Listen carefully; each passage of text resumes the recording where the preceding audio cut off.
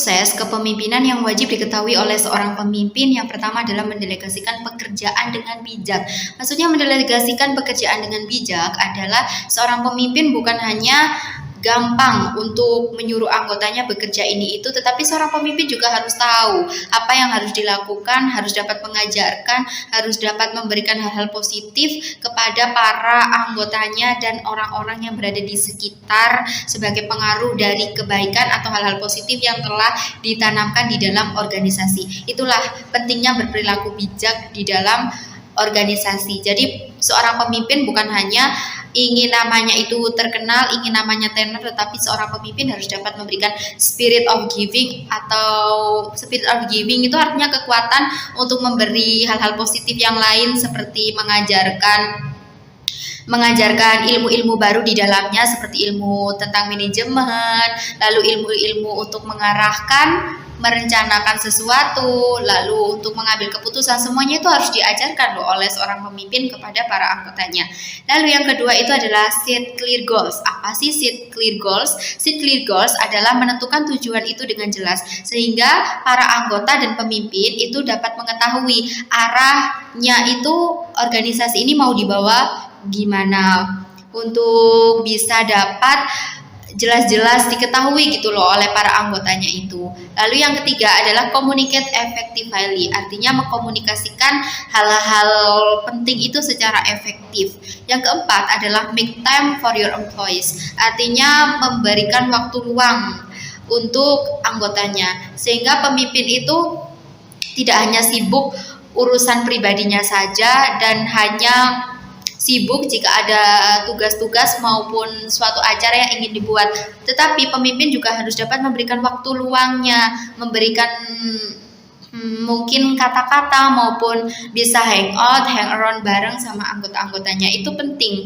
Lalu yang kelima adalah recognize employees achievement, artinya memberikan pujian maupun memberikan seperti kayak penghargaan gitu kepada para anggotanya.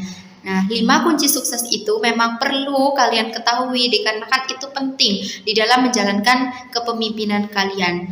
Jika kalian sudah mengetahui kunci dasar sukses kepemimpinan, bekalnya gimana nih? Udah pada siap belum? Kalau mungkin ada yang belum, bisa saya terangkan ya bekal untuk sukses dasar kepemimpinan. Yang pertama, kalian itu harus mengetahui nih arti, makna pemimpin dan kepemimpinan itu apa sih? Apakah keduanya ini memiliki makna yang sama? Tentu enggak dong.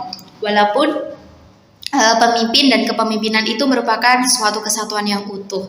Pemimpin sendiri adalah orang. Pemimpin adalah orang yang dapat memberikan inspirasi dengan visi yang jelas bagaimana dapat menjalani atau bagaimana sesuatu itu dapat dikerjakan secara maksimal atau dapat dikerjakan dengan cara yang lebih baik. Lalu kepemimpinan itu sendiri adalah kemampuan untuk mempengaruhi kelompok tertentu agar tercapainya sebuah tujuan.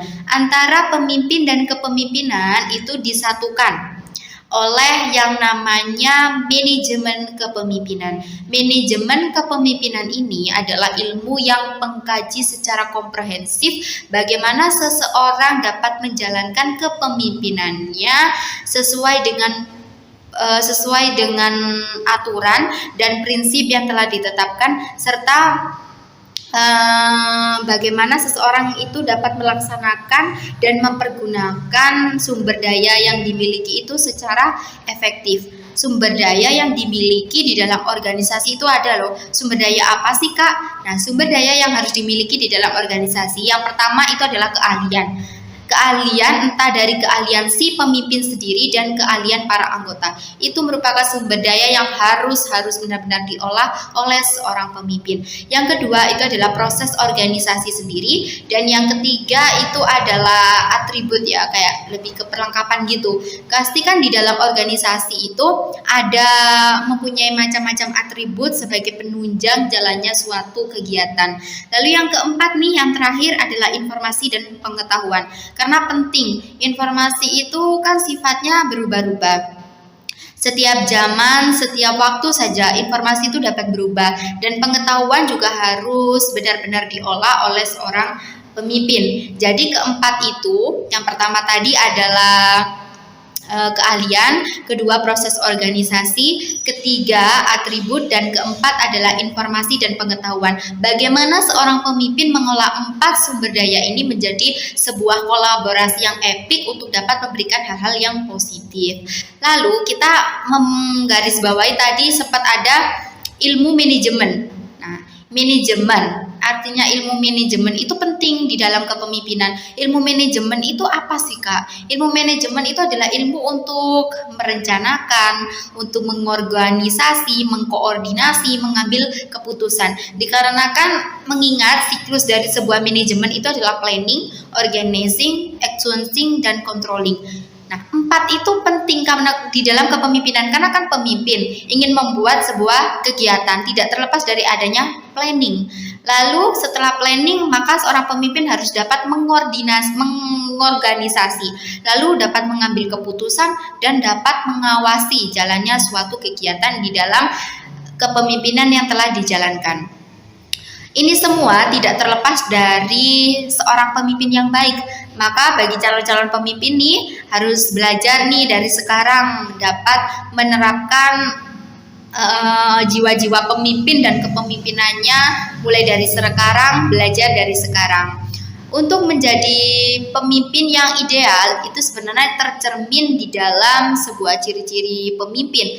Ciri-ciri pemimpin itu yang pertama adalah energi.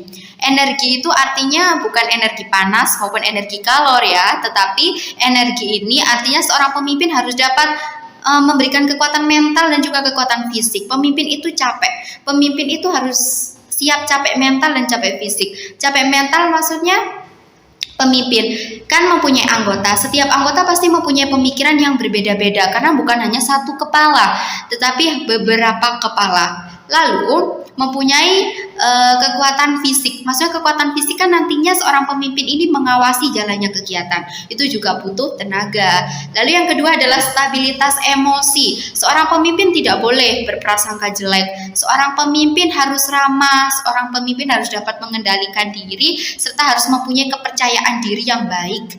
Lalu ada juga yang namanya human relationship. Human relationship, seorang pemimpin bukan hanya saja tahu tentang kedisiplinan gini, tetapi seorang pemimpin juga harus dapat mengetahui hubungan manusia. Lalu ada yang namanya personal motivation. Jadi tanamkan nih pada diri teman-teman bahwa dirinya ini benar-benar nantinya bisa dapat menjadi pemimpin yang besar. Itu harus tertanam gitu di dalam diri kalian masing-masing. Lalu adanya communication skills. Artinya komunikasi skill kan kalian misal sebagai seorang pemimpin itu harus dapat menggerakkan orang-orang, harus dapat ngobrol sama orang-orang. Itulah perlunya kalian melatih komunikasi dari sekarang ini ya.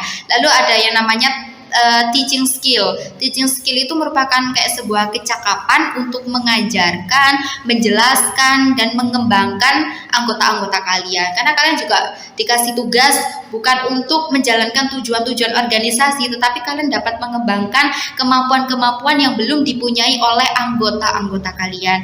Lalu yang ketujuh adalah social skills. Artinya kemampuan pemimpin di bidang sosial itu harus tinggi karena harus dapat memberikan contoh seperti suka menolong, ramah, dan luas dalam bergaul. Tadi kan udah aku sebutin kan di 5 sukses tadi harus adanya make time for your employees. Nah, sebagai bentuk make time-nya harus dapat bergaul kepada semua kalangan anggota. Lalu yang terakhir nih, yang ke-8, cirinya itu adalah technical competence. Harus mempunyai kecakapan dalam menganalisis, merencanakan, mengorganisasi, mendelegasikan wewenang, menyusun konsep, dan mengambil keputusan. Itulah ciri-cirinya. Jadi untuk kalian yang mau menjadi pemimpin, rubah diri kalian, glow upkan diri kalian, ciri-cirinya seperti 8 ciri kepemimpinan tadi gitu ya. Oke, mungkin itu saja ilmu-ilmu yang dapat Kak Reli sharing nih sama teman-teman semuanya.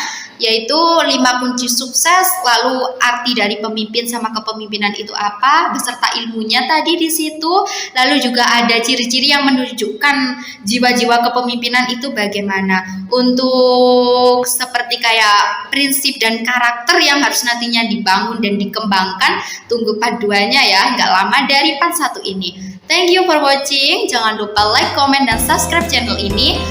Saya Reli Wijayati undur diri. Wassalamualaikum warahmatullahi wabarakatuh. Sampai jumpa.